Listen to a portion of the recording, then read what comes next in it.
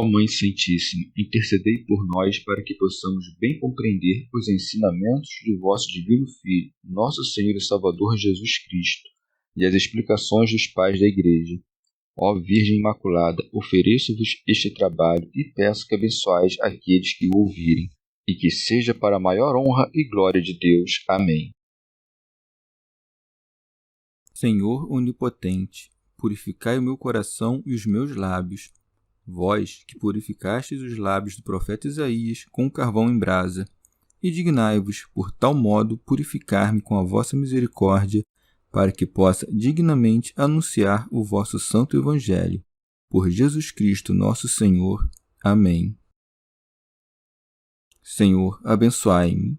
Que o Senhor resida no meu coração e nos meus lábios, para que anuncie digna e convenientemente o seu Evangelho. Amém. Evangelho de Nosso Senhor Jesus Cristo, segundo São Mateus. O Evangelho revelado aos simples, o Pai e o Filho. Jesus é o Mestre com fardo leve.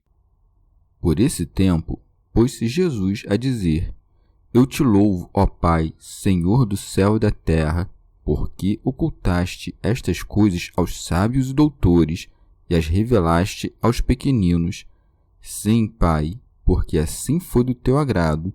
Tudo me foi entregue por meu Pai, e ninguém conhece o Pai senão o Filho, e ninguém conhece o Pai senão o Filho e aquele a quem o Filho o quiser revelar. Vinde a mim, todos os que estáis cansados sob o peso do vosso fardo, e vos darei descanso. Tomai sobre vós o meu jugo, e aprendei de mim, porque sou manso e humilde de coração, e encontrareis descanso para as vossas almas, pois meu jugo é suave e meu fardo é leve.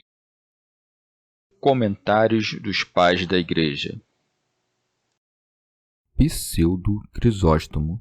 Sabendo que muitos haveriam de duvidar do que disseram acima, a saber, que os judeus não o quiseram receber e os gentios o receberam prontamente, o Senhor responde aos seus pensamentos, dizendo: Eu te louvo, ó Pai, Senhor do céu e da terra. Comentário de São Tomás de Aquino em forma de glosa. Isto é, a ti que fizestes os céus e governas na terra, ou, literalmente. Santo Agostinho. Se Cristo, que está muito longe de todo pecado, diz: Eu confesso, deduz que a confissão não é própria somente de quem peca, mas é também, às vezes, de quem louva. Nós confessamos, pois, seja louvando a Deus, seja nos acusando. Quando disse eu te confesso, quis dizer eu te louvo, e não eu me acuso. São Jerônimo. Que ouçam aqueles que caluniam o Salvador, dizendo que não nascera, mas que fora criado, que Cristo chama seu Pai de Senhor do céu e da terra. Mas, se ele é uma criatura, e a criatura pode chamar seu Criador de seu Pai, foi uma tolice não o chamarem igualmente de seu Senhor, Senhor do céu e da terra, ou, semelhantemente, de Pai. Ele dá graças a Deus por ter revelado aos apóstolos o mistério de seu advento, o qual os escribas e os fariseus, que se tinham por sábios e prudentes, ignoravam.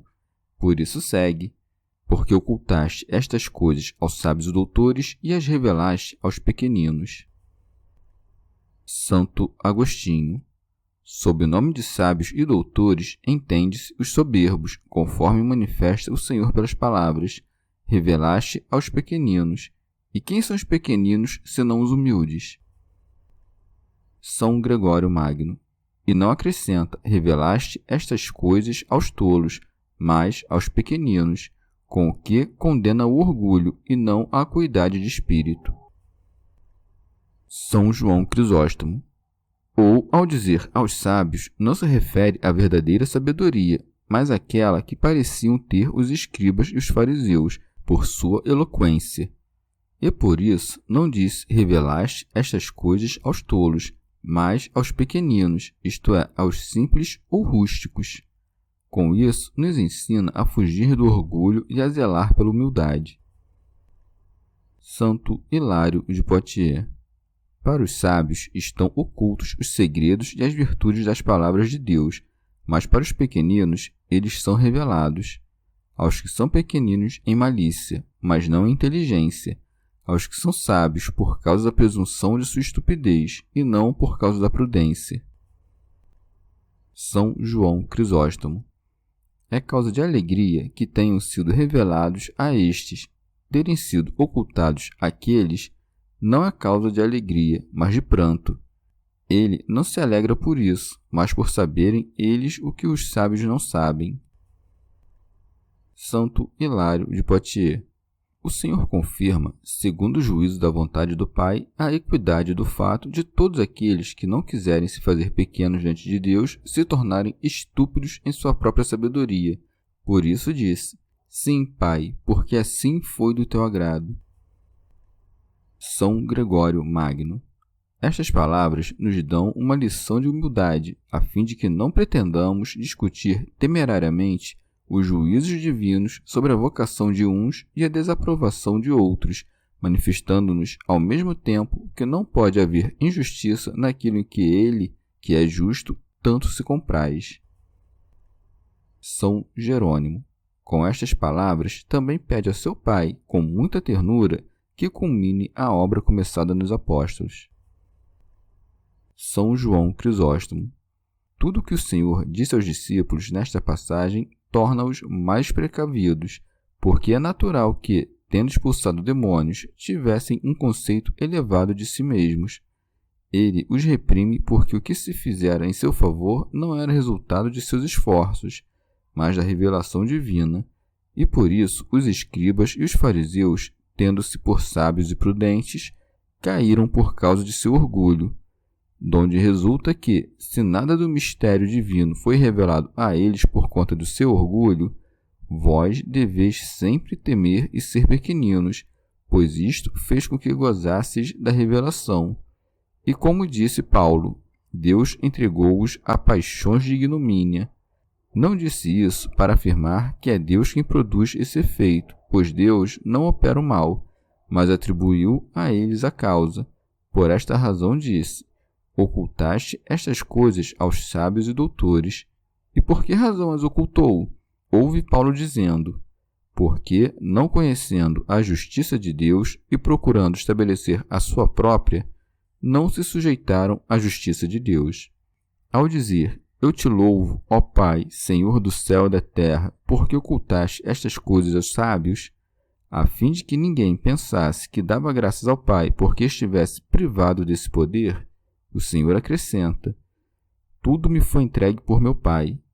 Quando escutardes que tudo me foi entregue por meu Pai, não deveis entender nada que é humano, pois este modo de o Senhor se expressar é para nos fazer compreender que não são dois os deuses gerados, porque no mesmo momento em que ele foi gerado, foi feito Senhor de todas as coisas. São Jerônimo. Porque se interpretarmos esta passagem segundo a nossa frágil maneira de ver as coisas, admitiremos que, a partir do momento em que aquele que recebe passa a ter, aquele que dá passa a não ter. Ou também, por todas as coisas me foram entregues, pode-se entender não o céu, a terra, os elementos e tudo mais que Deus fez e criou, mas todos aqueles que, mediante o Filho, têm acesso ao Pai. Santo Hilário de Poitiers. Ou também, expressou-se desta maneira para que ninguém julgasse haver nele menos coisas do que há em Deus. Santo Agostinho. Porque, se tem menos poder que o Pai, não tem todas as coisas que o Pai tem. E no ato de gerar o Filho, o Pai deu a ele o poder porque deu o que há em sua natureza, aquele que foi gerado de sua natureza. Santo Hilário de Poitiers.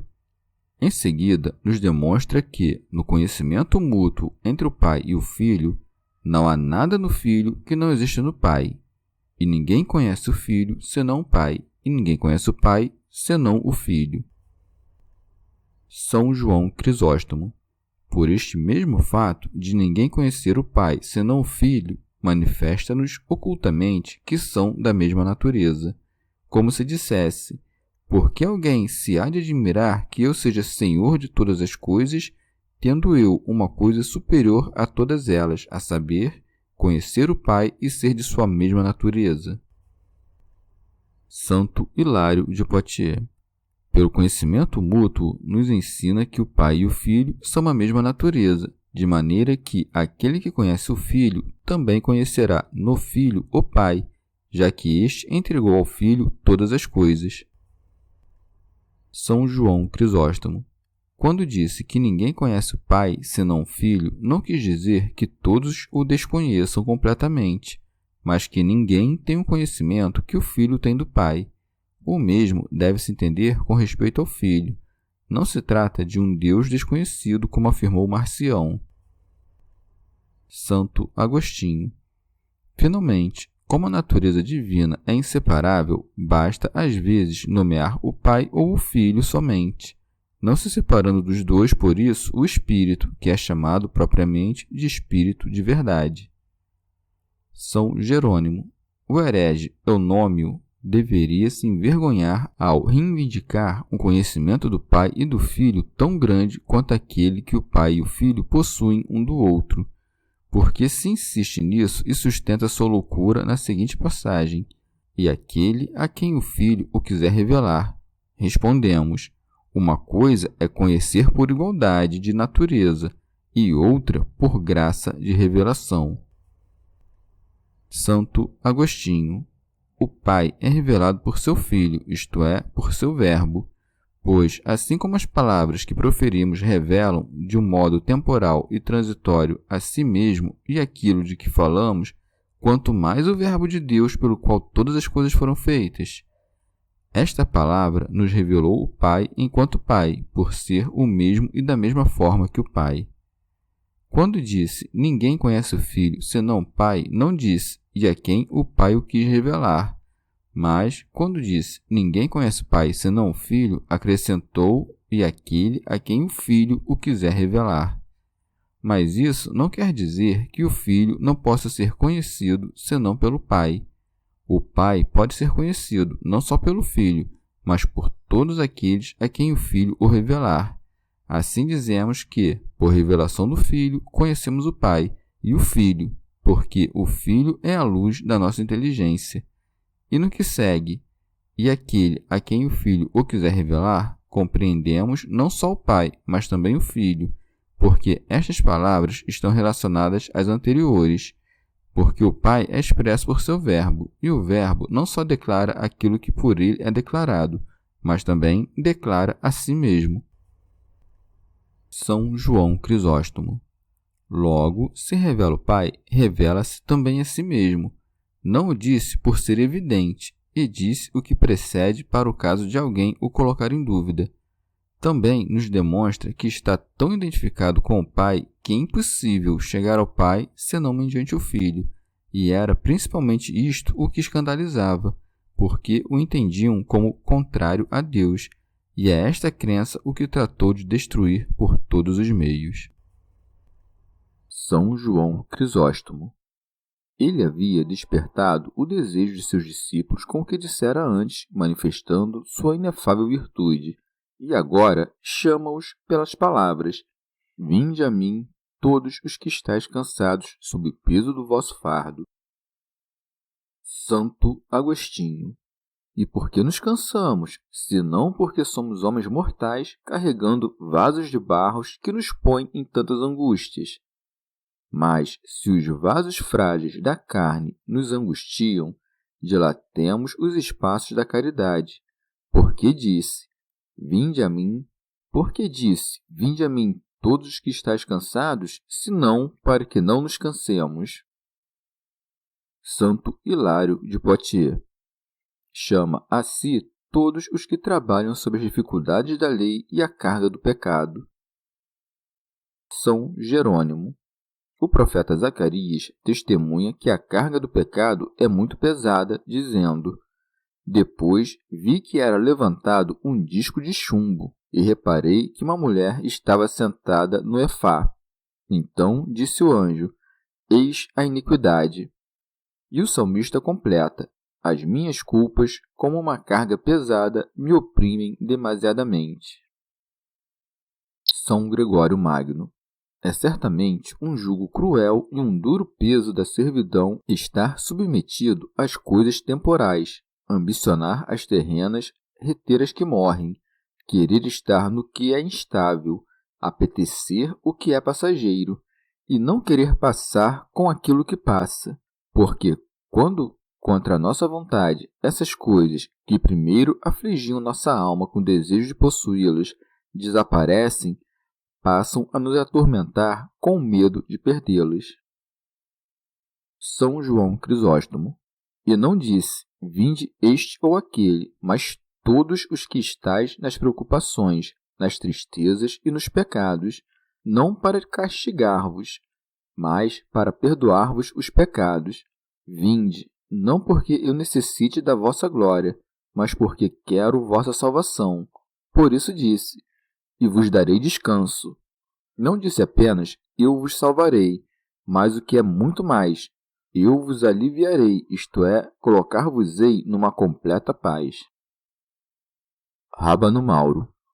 Não só vos aliviarei, mas saciar-vos-ei com uma restauração interior. Remígio de Auxerre. Vinde, disse, não com os pés, mas com a ação, não com o corpo, mas com a fé, porque esta é a entrada espiritual que nos aproxima de Deus. Por isso disse, tomai sobre vós o meu jugo. Rábano Mauro. O jugo de Cristo é o Evangelho de Cristo, que associa e conjuga numa mesma unidade os judeus e os gentios. É este jugo que ele manda colocarmos sobre nós, isto é, termos como grande honra levá-lo. Não aconteça que, colocando-o debaixo de nós, isto é, depreciando-o perversamente, o pisoteemos com os pés enlodados dos vícios. Por isso acrescenta, aprendei de mim. Santo Agostinho. Não a criar o mundo, não a fazer nele grandes prodígios, mas aprendei de mim a ser manso e humilde de coração. Queres ser grande? Começa então por ser pequeno. Queres levantar um edifício grande e elevado? Pensa primeiro no fundamento da humildade. E quanto mais quiseres elevar o edifício, tanto mais profundamente deves cavar seu fundamento. E até onde há de tocar a cúpula de nosso edifício? Até a presença de Deus. Rábano Mauro. Nosso Senhor nos manda sermos afáveis nos costumes e humildes em nossos sentimentos. Manda-nos também que não ofendamos ninguém, que não desprezemos ninguém e que tenhamos dentro do nosso coração todas as virtudes que manifestamos em nossas obras exteriores. São João Crisóstomo. Ele, por isso, começa a expor as leis divinas pela humildade e propõe a maior recompensa com as palavras: e encontrareis descanso para vossas almas. Esta é a maior recompensa, porque, com isso, não só nos tornamos úteis aos demais, como também encontramos em nós mesmos a tranquilidade, e concede essa recompensa antes daquela que dará no tempo vindouro, pois nesse tempo gozaremos da tranquilidade eterna. E para que não se enchessem de temor ao ouvir as palavras carga e jugo, acrescenta: pois meu jugo é suave e meu fardo é leve. Santo Hilário de Poitiers. E nos propõe o bálsamo do jugo suave e da carga leve, a fim de dar aos que creem nele o conhecimento do bem que só ele viu no Pai. São Gregório Magno. Que carga pesada impõe às nossas almas aquele que nos manda evitar os desejos que nos perturbam. Santo Hilário de Poitiers. E o que é mais suave que este jugo e mais leve que esta carga? Fazer-se mais virtuoso, abster-se de maldades, querer o bem, não querer o mal, amar a todos, não odiar ninguém, perseguir o eterno, não ser capturado pelas coisas presentes, não querer fazer ao outro o que julga nocivo para si. Rábano Mauro. Mas como pode ser suave o jugo de Cristo se é dito mais acima?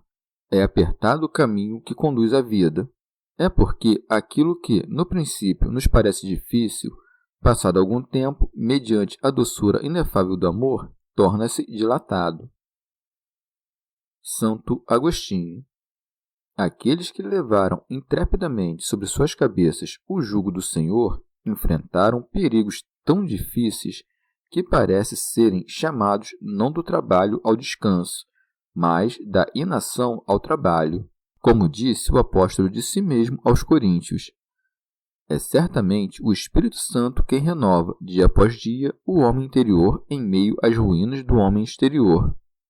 E uma vez que provou da tranquilidade espiritual nesta afluência das delícias de Deus e na esperança dos bens eternos, todo o presente perde sua aspereza e tudo que é pesado se alivia. Os homens preferem ser despedaçados e queimados, não somente para escaparem das dores eternas, mas para evitar, mediante uma dor muito viva, mas momentânea, outros sofrimentos prolongados. Que tempestades e penas molestas não sofrem os comerciantes a fim de conseguirem riquezas que irão perecer. Mesmo aqueles que não amam as riquezas sofrem as mesmas dificuldades. Mas aqueles que as amam sofrem o mesmo, mas para eles não se tratam de dificuldades, pois o amor torna fácil e quase nulas todas as coisas, não importa que sejam aterrorizantes e monstruosas. Quanto mais fácil a caridade faz o caminho para a verdadeira felicidade do que a paixão, quanto pôde, fez o caminho para a miséria. São Jerônimo. Como pode o Evangelho ser mais suave que a lei se esta só castiga o homicídio e o adultério, enquanto o Evangelho castiga até a ira e a concupiscência? Há na lei muitos preceitos que, segundo ensinou o apóstolo de maneira claríssima, são impraticáveis. Na lei se exige a obra, no Evangelho a intenção, com a qual se pode obter a recompensa sem que se tenha realizado a obra. O Evangelho manda fazermos o que nos é possível, isto é, não desejar, e isso está dentro do nosso arbítrio. A lei, ao castigar o adultério, não castiga a vontade, mas o resultado. Imaginai que numa perseguição foi violada uma virgem. O Evangelho a recebe como virgem, porque não pecou por sua vontade, mas a lei a repudia porque foi violada. Chegamos ao fim de mais um dia de comentários da Catena Áurea. Muito obrigado por ficarem até aqui, que Nossa Senhora derrame suas graças sobre nós e até amanhã.